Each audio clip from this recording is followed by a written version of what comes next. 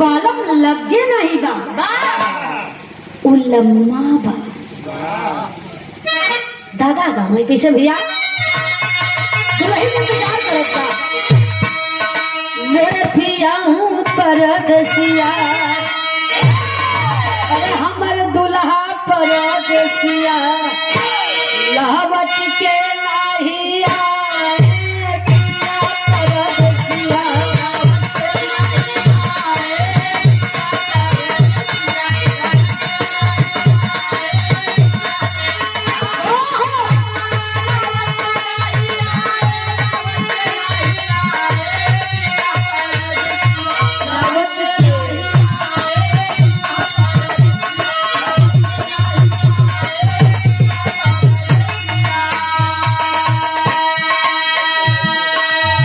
कितना मिठास रहे दादा के गायकी में कहें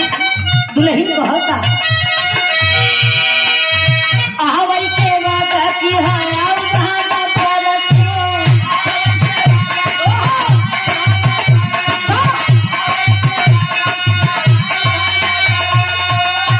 अरे परसों के बदले हां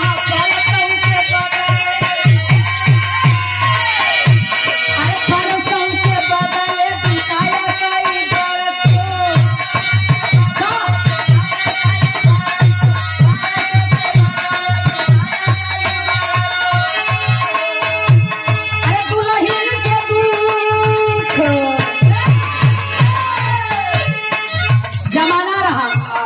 पहले पिया के पास संदेशा पहुंचावे की रहा तो चिट्ठी वाला जमाना रहा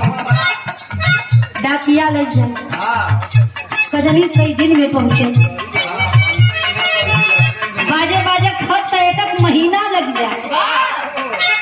लेकिन आजकल इंटरनेट का जमाना बा फोन का जमाना बा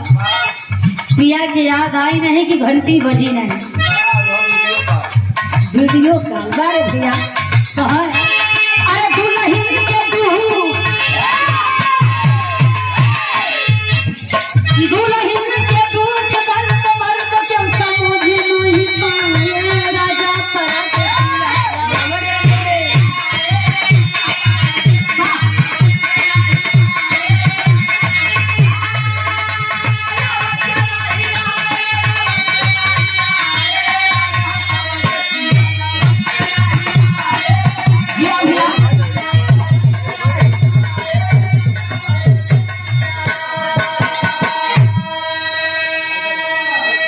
लेकिन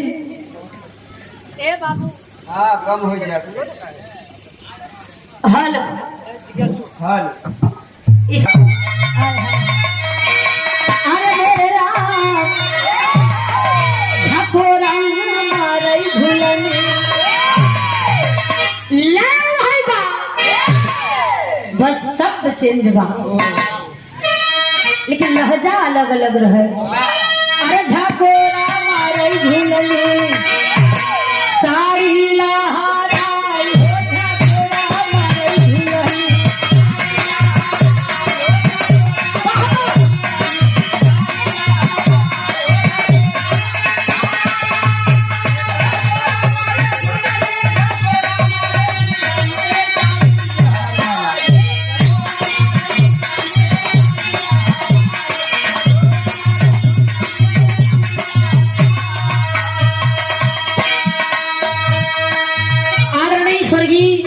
पूजनी बाबू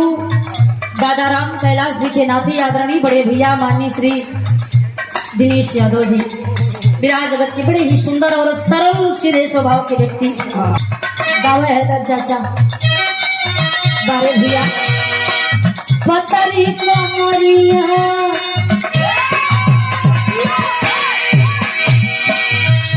अरे पतरी कमरिया